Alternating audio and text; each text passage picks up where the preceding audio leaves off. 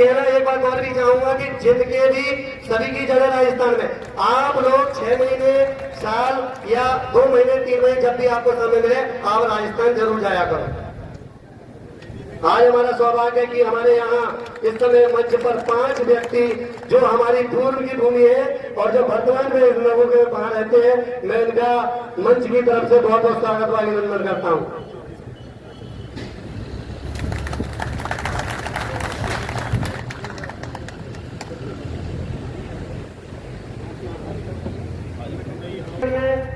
वो मंच पर होंगे और जो बच्चों ने शिक्षा में अच्छे नंबर का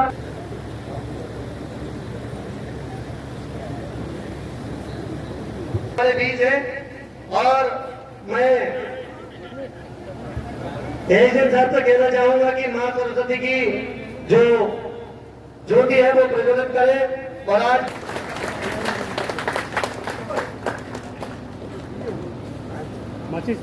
हमारे बीच उपस्थित हमारे मुख्यातिथि है इस समय। माचिस निकालो और कोई माचिस देना, माचिस कोई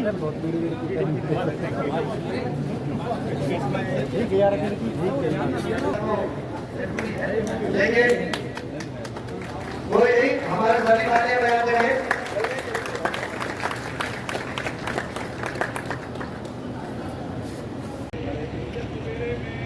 और ये चंदोजी एसडीएम साहब के लिए श्री देवेंद्र जी समान स्वागत और अभिनंदन करते हुए देवेंद्र कुमार जी बहुत मेहनत की है, इनके लिए हमारी तरफ से बहुत बहुत सभी के लिए एक बार ताली बजाएंगे जोर से। और लोकेश ने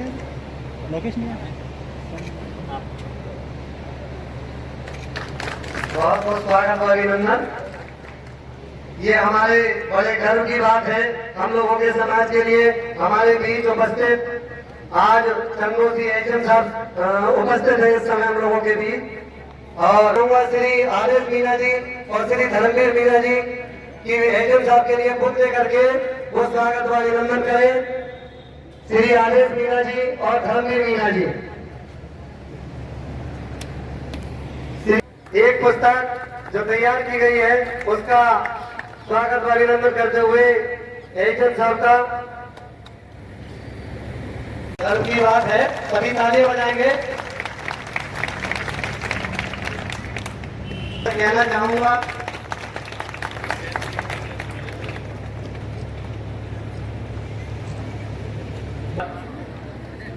सर्वप्रथम जो मंचासी महान समुदाय के जो यहाँ पे उपस्थित लोग हैं मैं उनको प्रणाम करता हूँ।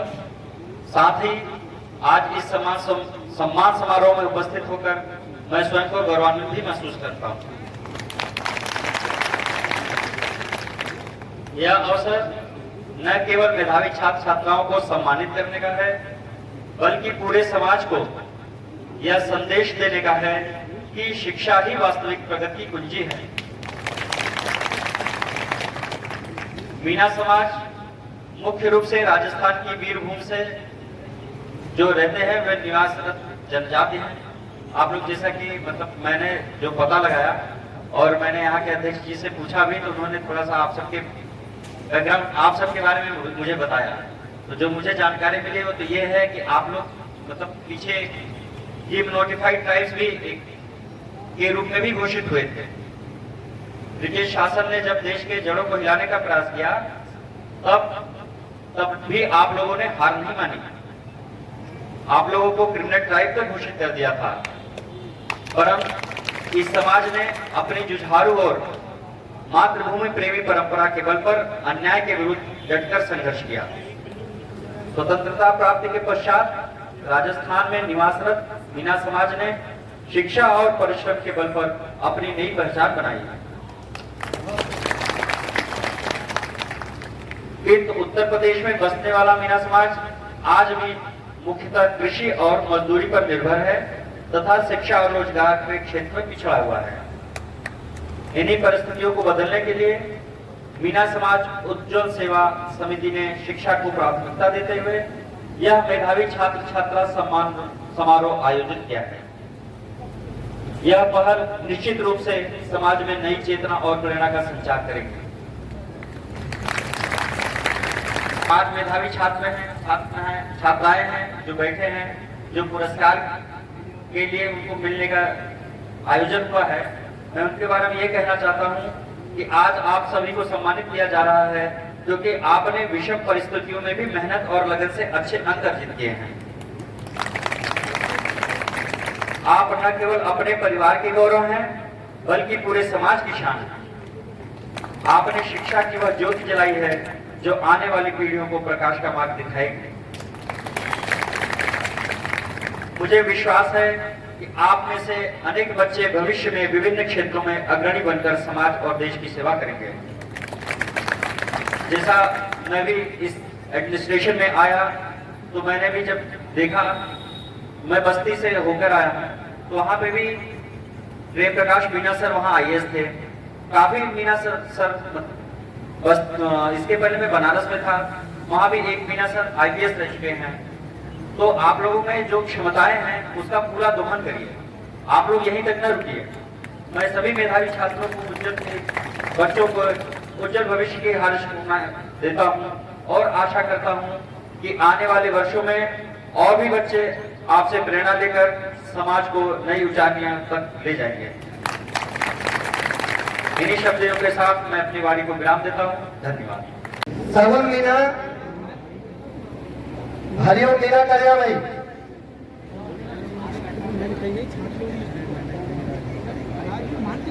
बंटी मीना, धर्मवीर मीना धमावली वो उपस्थित हो, सालवी मीना,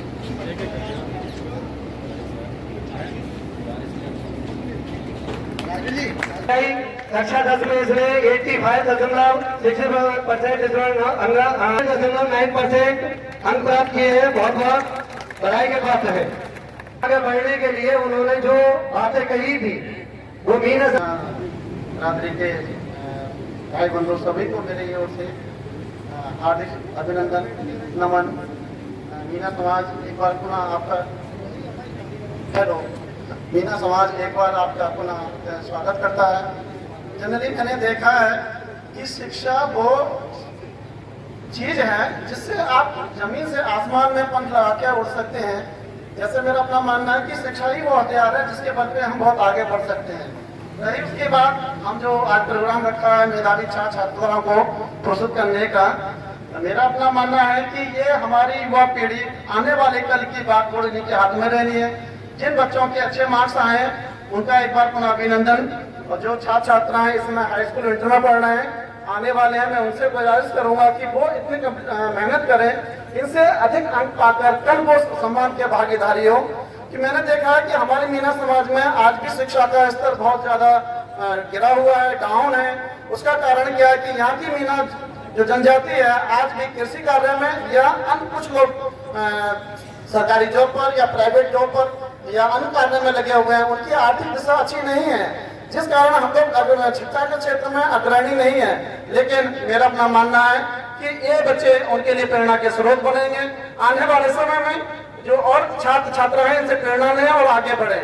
इन छात्रों के लिए सबसे बेस्ट तरीका क्या है कि इनको इंटर पास आउट होते ही एक इनकी वर्कशॉप लगाई जाए। मेरे जो सीनियर समाज के वरिष्ठ लोग हैं या जो अन्य जॉब पर जो कार्य कर रहे हैं गांव-गांव इन बच्चों को समझाएं कि आप इंटर में अमुक कोर्स लेंगे तो अमुक क्षेत्र में आपको जाना होगा, अमुक कोर्स लेंगे तो अमुक क्षेत्र में आपको जाना होगा। क्योंकि होता क्या है कि हमारे यहाँ जो शिक्षा बच्चे ग्रहण करते हैं, अधिकांश बच्चे लक्ष्यहीन शिक्षा लेते हैं, उन्हें यही नहीं पता होता कि हमको करना क्या है। इसलिए मेरा अपना मानना है कि आप पहले लक्ष्य निर्धारण करें, उसके हिसाब से अपनी तैयारी करें तो 100% आपको सफलता मिलेगी। जनरली होता क्या है कि बच्चे ने साइंस एंड इंटर से पास किया मैथमेटिक्स से, उसके बाद उसको बताना पड़ता है कि बेटा आपको करना क्या है। अगर पहले से आप निम्न स्तर से आते हैं, मतलब पिछड़े तबके से आते हैं, और शिक्षा ही वो वेपन है, हथियार है जिससे आप आगे बढ़ सकते हैं। इसका मैं अतिशयोक्ति न करते हुए एक आपको सम्मुख में अगर उदाहरण प्रस्तुत करना चाहूँ तो मैं स्वयं, उसका कारण ये है कि मेरे पिताजी ड्राइवर हैं और मैं एक अभी भी मुंबई में वो ड्राइविंग करते हैं। और उन्होंने इतना अथक परिश्रम किया, मेरे माता पिता ने, और साथ ही मेरे अंदर भी यही था कि जिस परिवेश से, जिस समाज से हम आते हैं, हमारे पूरे रिश्तेदार में केवल मैक्सिमम एक कोई पहुंच पाया था, वो टीचर, प्राइमरी के टीचर बन पाए थे। तो मुझे ये था कि नहीं, मैंने कुछ ठाना था, इस जो परिवेश है मैं खुद को बदलूंगा और आसपास के जो अपने समाज के लोग हैं, जो रिश्तेदार हैं, उनको भी बदलूंगा। मेरे आसपास के लोग भी तो बहुत जन थे, बहुत ज्येष्ठज्ञ हैं, तो पर मेरा परिवार थोड़ा पिछड़ा रह गया था, जो भी कारण हो वो तो अलग रहता है। पर मैं ये आप सबको ये बताना चाहता था कि अगर आप ठान लें, खासकर मेधावी छात्र छात्राओं से मैं ये कहना चाहता हूँ कि अगर आप मन में ठान लें कि हमें ये चीज प्राप्त करनी है तो मिलकर रहेगी। इसका प्रत्यक्ष उदाहरण आपके सामने मैं बोल रहा हूँ। आप उसी से, मैं भी ऐसा ही प्रेरणा लिया था। मैं जब पढ़ाई करता था तो हमारे स्कूल में एक IAS DM सर ने, मैं क्लास 4th स्टैंडर्ड में था तो मैं फर्स्ट आया था।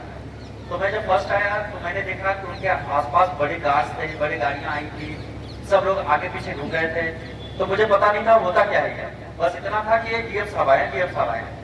तो मैं जब घर पे गया तो मैंने पूछा, मम्मी से पूछा कि उस समय पापा तो मुंबई रहते थे, अभी भी रहते हैं। तो मम्मी से पूछा, मम्मी ये क्या होता है? तो मम्मी ने बताया, देखो ये बेटा DM होते हैं। तो बोला बनते कैसे हैं? तो बोले कि बहुत मेहनत करना पड़ता है, बहुत पढ़ना पड़ता है। जब तुम फर्स्ट आते रहोगे ना तो तुम एक दिन जरूर DM बनोगे। तो मुझे लगा था कि यार, अच्छा ये बातें मैं इसलिए शेयर कर पा रहा हूँ क्योंकि ये आप लोग एक मेधावी छात्र छात्राओं का गोष्ठी है जो आगे चलकर कहीं न कहीं किसी न किसी रूप में प्रेरणा जरूर हासिल करेगी। और मैं चूंकि मैं अगर प्रेरणा हासिल करके आप सबके सम्मुख प्रस्तुत हुआ हूँ और मैं अपने जो एक्सपीरियंसेस से शेयर कर रहा हूँ, तो कहीं न कहीं मैं ये चाहता हूँ अगर 25 बच्चे हैं, 30 बच्चे हैं, तो कोई ना कोई जाके कम से कम 10% मतलब 3 तो शेयर करेगा। मैं दोबारा इसलिए बोलने के लिए आया हूँ क्योंकि मेरे से रहा नहीं गया। मैंने आपके समाज के बारे में कुछ बोल दिया पर अपने बारे में नहीं बोल पाया और मुझे अपनापन महसूस हो रहा है। अपनापन मतलब आप मैं अगर वो कास्ट हटा दें कि मैं कैसा कास्ट है, तो जो आपकी सोशियो इकोनॉमिक कंडीशन है वो मेरी रहेगी। मैं भी उसी से हैंड टू माउथ वाली कंडीशन रहती थी, पढ़ाई के लिए, फीस के लिए, सारा जो भी समस्याएं रहती थी, जो आज आप झेल रहे हैं मैं झेल कर आया हूँ। मैं भी अगर आपको ये बताते तो मैं गर्व कर रहा हूँ कि मैं जिस घर में मुंबई में पढ़ाई करता था वो चूता था, उसमें टपकता था। और ये बात सही है, ये मैं अतिशयोक्ति की बात नहीं कर रहा हूँ और मुझे वो प्रेरणा देती थी। मैं आपको प्रेरणादायी ये बताता हूँ स्थिति। मैं जब कोविड में मैं दिल्ली में कैसे भी करके पढ़ाई करता था, तो कोविड फैला, सब लोग अपने अपने होम टाउन में चले गए। तो मैं होम टाउन मेरा चूंकि मुंबई का घर बहुत छोटा था तो मैं वहां जाके पढ़ाई नहीं कर सकता था। इसलिए मैंने सोचा कि मैं गाँव जाऊंगा, जो मेरा मातृभूमि है। मैं वहां जाकर एक छत के ऊपर एक कमरा हुआ करता था। अभी मैं ऐसा नहीं कि प्राचीन की बातें कर रहा हूँ, मैं 3 साल पहले की बात कर रहा हूँ, 3-4 साल पहले जो कोविड हुआ था। मैं उस कमरे में जाता था, कमरे में मुझे अलॉट हो गया था, मतलब अलॉट क्या मतलब घर पे दे दिया गया था, क्या ऊपर वाला कमरा खाली है, सब लोग आप घर वाले यहाँ पे नीचे चीख करते रहते हैं, बातचीत करें, जाते हैं। गाँव का माहौल कैसा रहता है, गाय भैंस सारा सब कुछ पूरा समाज में रहता है। और अगर कोविड है तो सारे गाँव के सभी लोग वहीं आके इकट्ठा हो जाते हैं। तो पूरे नीचे आप भी जानते होंगे, एक ताश पत्ती चल रहे हैं, सब कुछ चल रहा है वहाँ, एंटरटेनमेंट के सारे साधन थे। पर मैं वहाँ ऊपर जाके कमरे में, वहाँ कोई सुविधा नहीं रहती थी, लाइट कितनी आती है जाती है गांव में, आज तो सबको पता है। एक मैं पंखा रहता था, उसमें पसीना होता रहता था, फिर भी मैं पढ़ाई करता था और 8 घंटे 10 घंटे मेहनत करता, 12 घंटे मेहनत करता था। उसके बाद भगवान की कृपा से उसी बार मेरा सिलेक्शन हुआ। 18वीं रैंक मेरी BCS में आई थी, IAS में मैं इंटरव्यू दिया था उस बार, जबकि 2 बार से मेरा प्रीलिम्स नहीं निकला था, मेरे 3rd अटेम्प्ट में हो गया था। तो मैं आज आपको एकदम मेरी सोशियो इकोनॉमिक कंडीशन और आप सबकी सोशियो इकोनॉमिक जो आर्थिक सामाजिक स्थिति है उससे मैं कोरिलेट करके अपने आप को मैं दोबारा कहने के लिए मैं तो मजबूर हुआ। तो आप इस तरीके से न लें कि आप हमको ये मतलब जो होता है ना कि कोई अलग से आता है, या कोई अगर हम शिक्षा अगर मेरी शिक्षा 10वीं तक गाँव में हुई है। 11th-12th में मैं गया था इलाहाबाद पढ़ाई करने, उसके बाद पापा मुंबई रहते थे तो उनका कहना ये था कि आ जाओ इंजीनियरिंग कर लो कम से कम, कैसे भी करके उन्होंने इंजीनियरिंग करा दी मुझे। इंजीनियरिंग कराने के बाद मुझे लगा कि यार जॉब तो मिली थी मुझे, एक कैबियनी करके कंपनी थी, सॉफ्टवेयर कंपनी थी, ठीक ठाक पैकेज भी था, पर मेरे मन में ये था कि मैं इससे कुछ बदलने वाला नहीं, केवल मेरी स्थिति बदल सकती है, पर मेरे समाज की और मेरे जो बैकग्राउंड है ना उसका उस स्थिति बदलने के लिए मुझे कुछ अगर करना है, समाज में प्रतिष्ठित होना है, तो मुझे कुछ अलग करना पड़ेगा। और वो प्रेरणा लेकर मैं 5 साल 4 साल लगा मुझे, पर मैंने वो हासिल किया। तो आप लोग में किसी में कोई टैलेंट की कमी नहीं है, कोई भी बच्चा कोई पीछे नहीं होता है, आगे नहीं होता। आप लोगों ने कभी न कभी 12th फेल मूवी देखी होगी, वो तो 12th फेल ही हो गया था। तो अगर वो बैकग्राउंड से भी आ सकते हैं, जैसे हम बैकग्राउंड से भी आ सकते हैं, आप लोग के पास कोई भी बात नहीं आ सकती। पैसा बाधा आता है, अगर आप करना चाहेंगे तो मेरा नंबर एकदम इनके पास है। कोई भी किसी भी प्रकार की मदद चाहिए 24/7 में अवेलेबल हूँ, चाहे आर्थिक हो, चाहे पढ़ाई को लेकर हो, चाहे जिस भी लेकर हो, मैं हमेशा अवेलेबल रहूंगा आप सबके लिए, क्योंकि मुझे खुद को लगता है अगर मैं बदल सका हूँ तो आप लोग भी बदल। मैं खासकर पेरेंट्स को भी यही कहना चाहता हूँ कि आप अपने बच्चों में पूरा विश्वास दिखाइएगा। जब मैंने अपनी जॉब छोड़कर मैं इंजीनियरिंग के लिए छोड़ा जॉब और मैं IAS की तैयारी के लिए जब निकला था दिल्ली के लिए, तो मुझे इतने ताने मिले थे कि चले हैं ड्राइवर, मतलब जो हमारे गाँव में कहावत है ड्राइवर के बेटा क्या है IAS बने, मतलब गाँव के देहाती भाषा, मतलब काट दिए पता नहीं, ताने मारने पूरे, मतलब यहाँ तक कि मेरे रिश्तेदारों ने कह दिया था अगर ये हो जाएगा, एक हमारे यहाँ कहावत है गंगा में जौ बो देना, आप जो जानते हो, यहाँ तक कह दिया था, यहाँ कह दिया था स्टैम्प पेपर में लिख देना, उसका कुछ नहीं होगा। तो उसके बाद भी अगर मैं आप सबके सामने अगर मैं अपने एक्सपीरियंस और मुझसे अतिथि के रूप में आ सकता हूँ, ये भगवान की बहुत बहुत शुक्रिया है, बहुत बहुत मैं उनको मस्तक करते हुए प्रणाम करता हूँ कि उन्होंने काबिल मुझे बनाया। और मैं आप सब में ये बीजारोपण करके जा रहा हूँ, आप लोग और पेरेंट्स खास करके आप अपने बच्चों का पूरा सहयोग करेंगे तो कहीं न कहीं से आपको पूरा सहयोग मिल जाएगा। अगर आप ही शस्त्र रख देंगे तो आपको कोई शस्त्र उठाने के लिए नहीं आएगा, आपको स्वयं शस्त्र उठाना पड़ेगा, आपकी लड़ाई खुद की लड़नी पड़ेगी, अपने आप सब होता है। इन्हीं शब्दों के साथ आज तक मेरे इस बैकग्राउंड के बारे में बहुत ज्यादा कोई नहीं आता, आज ये मंच दिया गया इसके लिए बहुत बहुत धन्यवाद कि मैं अपनापन फील करके मैंने ये तो आज तक मैंने समाज हमारे को ये हुआ कहीं मैंने ये सारी चीजें प्रकट की, क्योंकि ये कौन किस ग्रुप में ले आप लोग भी समझते हैं, पर इसमें गर्व होगा। और मैं चाहता हूँ कि आप लोग जरूर एक दिन ऐसा करेंगे कि आप